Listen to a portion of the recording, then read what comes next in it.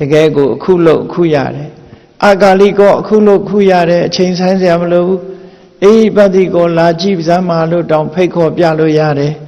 ဩပနိကောကိုယ့်ရဲ့စိတ်ထဲနှလုံးထဲကိုအလင်းအမြန်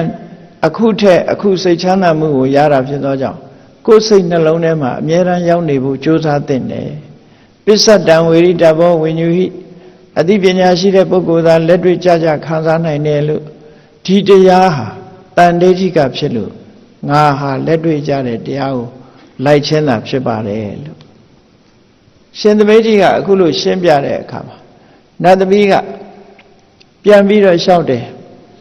ကတိစ္စဘိက္ခုကာလိကာကာမဩဒ္ဓဘဂဝတာမြတ်စွာဘုရားကကာမဂုဏ်အာယုန်တွေဟာကာလိကမခံစားခင်ကလည်းလှုပ်လျရတဲ့အချိန်တွေအများကြီးပေးရတယ်ခံစားပြီးတော့လဲ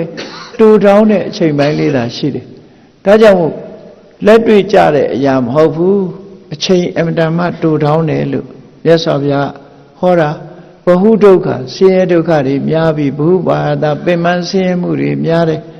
အာရိနဝဣဋ္ဌပင်ရောအပြည့်နာစာတွေကသာများတယ်လို့မြတ်စွာဘုရားကဘယ်ပုံဟောတာတော့နဲ့ရှင်းပြစမ်းပါအောင်ကာမဂုဏ်အာယုန်တွေကာလိကဖြစ်ပုံကိုရှင်းပြစမ်းပါအောင်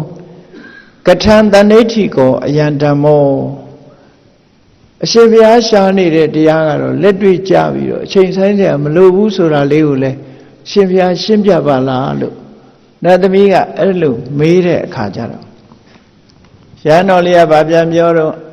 အဟံခောအဟုသောနဝအစိရပပစ္စည်းတော်တက္ကမဦးဇင်းကငယ်သေးတယ်တဲ့အဟံခောအဟုသောနဝလူသစ်ပဲဖြစ်တယ်ရဟန်းငယ်ပဲဖြစ်သေးတယ်အစိရပပစ္စည်းတော်သင်္ကန်းဝတ်လာတာမကြသေးဘူးအဒုနာကတော်မကြခင်ကမှသာသနာပေါင်းဝင်လာတာဖြစ်တယ်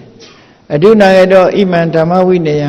မြတ်စွာဘုရားအဆုံးအမသာသနာတော်တွင်သို့အခုပဲဝင်ရောက်ခါစားဖြစ်တော့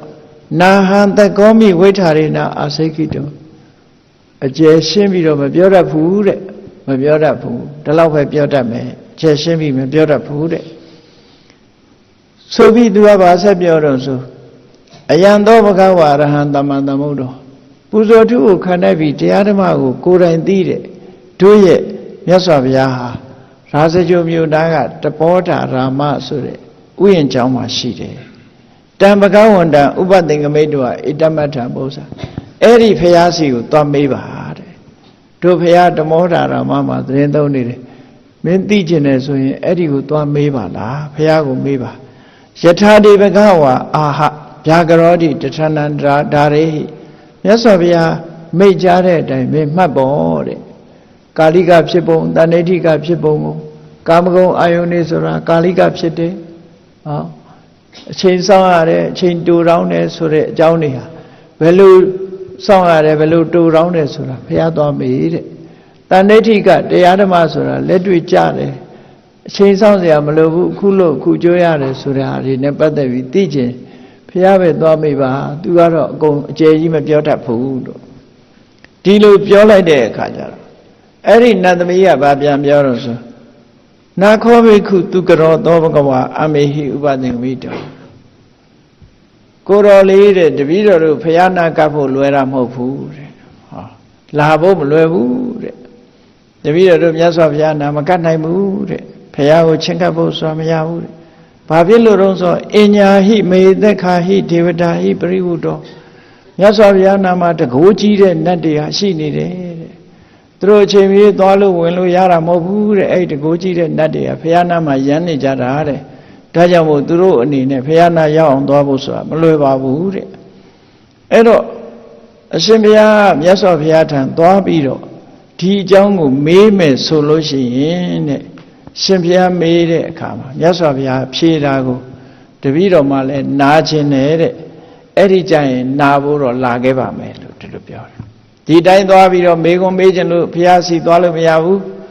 ယဟန်ကသွားပြီးမေးခွန်းမေးနေတဲ့အခါတရားနာဖို့ဆိုပြီးတော့ဝင်လာလို့ရသေးတယ်ပေါ့အဲ့ဒီလိုမေးပါလားတဲ့မေးလိုက်ပါတဲ့မေးမယ်ဆိုရင်တပည့်တော်လည်းလာပါမယ်တပည့်တော်မှလည်းလာပါမယ်လို့ရှောက်တယ်ရှင်သမိဋ္ဌိက ကောင်းပါပြီတဲ့ဒီလိုဆိုရင်အဲ့ဒီနတ်ပြောတဲ့အတိုင်းမြတ်စွာဘုရားစီသူသွားတယ်သွားပြီးဘုရားကိုရှိခိုးဝတ်ချပြီးထိုင်းနေပြီးမြတ်စွာဘုရားကိုရှောက်တယ်သူနဲ့နတ်သမီးနဲ့တွေ့ဆုံပြောတဲ့စကားတွေအားလုံးမြတ်စွာဘုရားကိုရှောက်လိုက်တယ်